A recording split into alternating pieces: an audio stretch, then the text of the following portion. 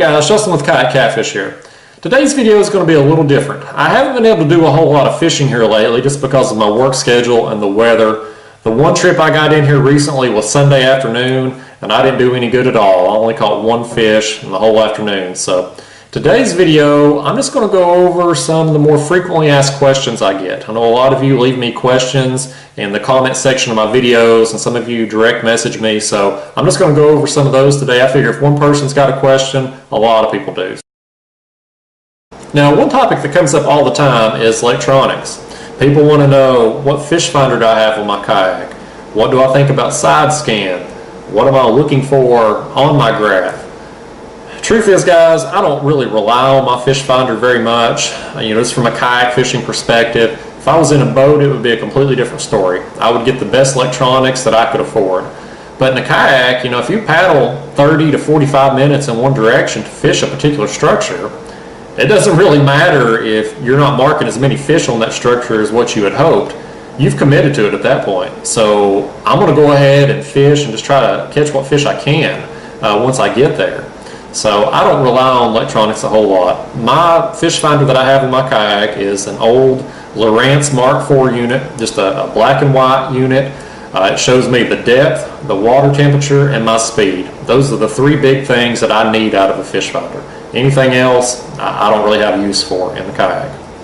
The one thing though that I can't do without is the Navionics app. I have it on my phone, just a little $10 app.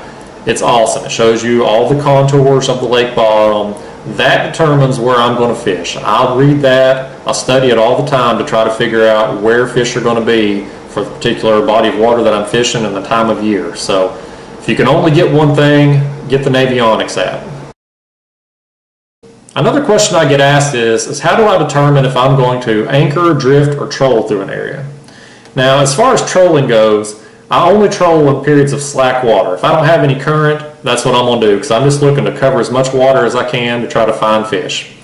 If I have current, I'm either going to anchor or drift. Now, I typically like to drift through areas that are consistent in depth. What I don't want to see on the graph is this right here, this up and down depth changes. That's a huge hassle to be moving my baits up and down to adjust for it all the time. So I like areas that are consistent or that have a slow taper either up or down. As far as what particular structures I'll drift on, well, really pretty much anything. I'll drift flats, ledges, drop-offs, bars, you name it. The consistent depth is what I'm looking for the most. Now, when I'm drifting those areas, I focus on the break lines. That's where I'm going to catch the most of my fish at. So those are the areas specifically at the depths anyway that I'm going to be drifting. Now, when it comes to anchor fishing, I'm still anchoring on those exact same locations, but I'm looking for anything on those spots that would be different. Anything, for instance, that could create a current break, anything that may just look different. Out here in East Tennessee, I'm fishing Watts Bar, Fort Loudon. These are reservoirs that were flooded when they built the dams. So anything that could have been there before, like an old creek channel that may have been there, something like that, fish will oftentimes pause and congregate on as they make their way up and down a structure. Things like road beds, old submerged bridges, things like that. Those are good areas to anchor on when you're fishing a particular structure. Another place that has served me really well through the years is anchoring in creek mouths. Fish will go back up in these creeks to feed, and if you've got your baits placed right in the mouth of it, you'll have fish come across it going into the creek and coming out. So those places have served me really well through the years. Now, on the topic of trolling, one of the questions I get asked is, how fast do you go? And for me, I generally like to go about a half a mile an hour. I've caught fish going faster than that, but typically the faster I go, the less fish I catch. On the opposite end of that, the slower you go, the less amount of water you can cover in a day. So half a mile an hour kind of seems to be that fine line where I can catch fish and still be able to cover a decent amount of water. Probably the dumbest question I get asked, and I get asked this question all the time, is what do I do with these big fish that I catch in the kayak that I'm going to keep? Well, the answer to that question is, guys, I'm not going to keep them. I am a catch and release guy. I don't apologize for that.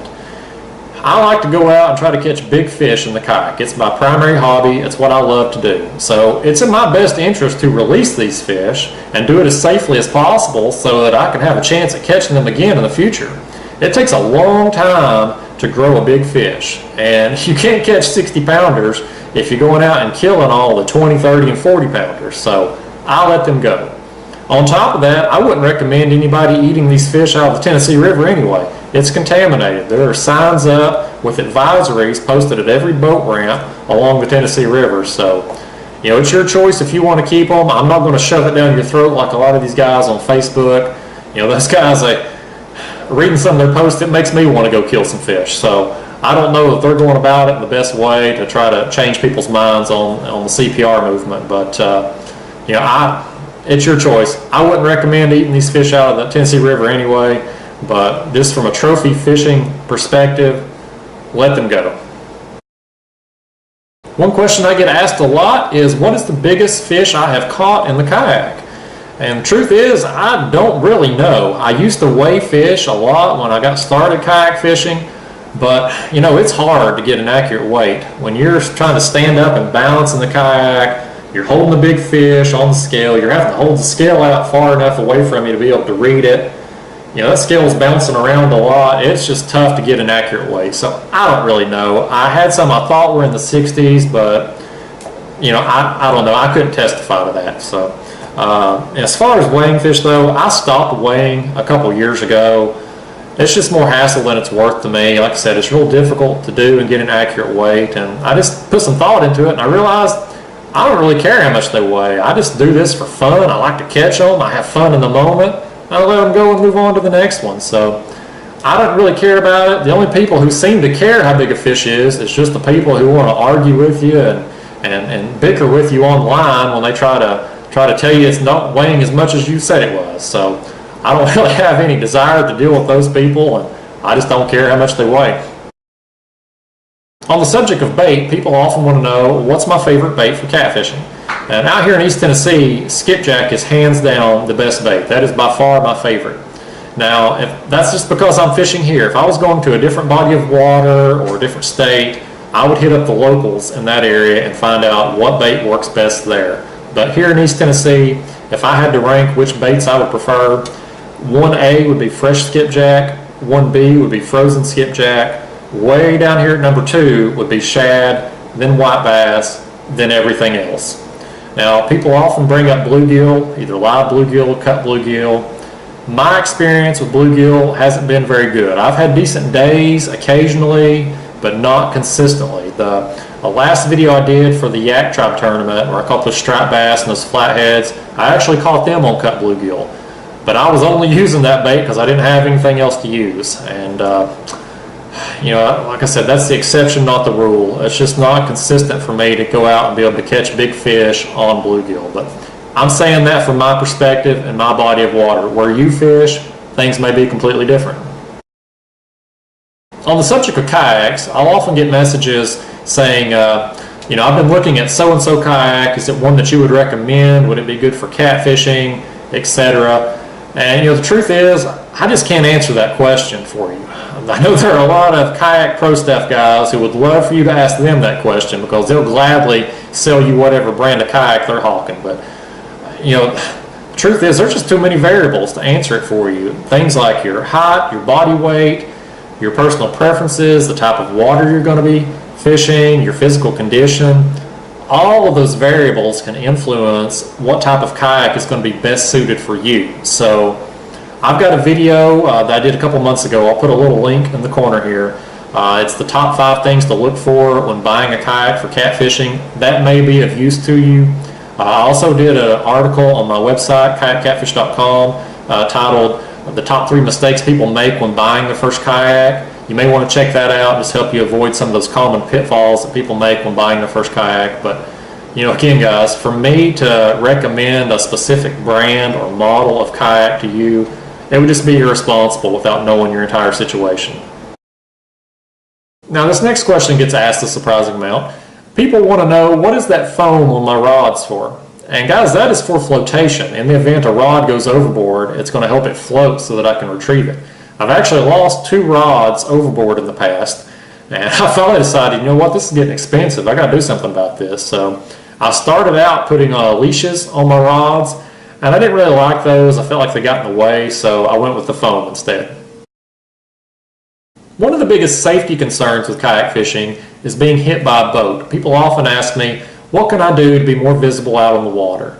The first thing I would recommend is when you buy your kayak, buy a bright color. Colors like red, orange, yellow, those are going to stand out better and help you be seen. Now, if you're somebody like me and you buy your kayaks used and you don't get to pick your color, some other things you can do is to wear bright colored clothing. That'll help you stand out. I also recommend that you get a kayak that's stable enough for you to stand in. I recommend that for several reasons, but one is that if you can stand up, it's going to help you be seen by these boaters. It's going to give you a bigger profile on the water.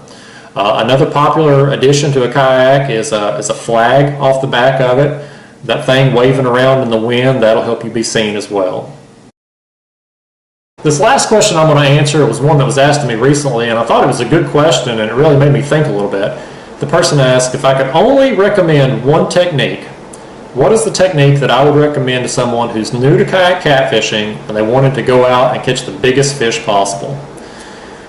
And that was tough to answer based on a few variables. Number one, they said that they're new to kayak catfishing. So I tend to shy away recommending anchor fishing to people who are new just because I don't know them. I don't know their situation, what kind of kayak they're fishing out of, how fast the water flow is in the area they're fishing.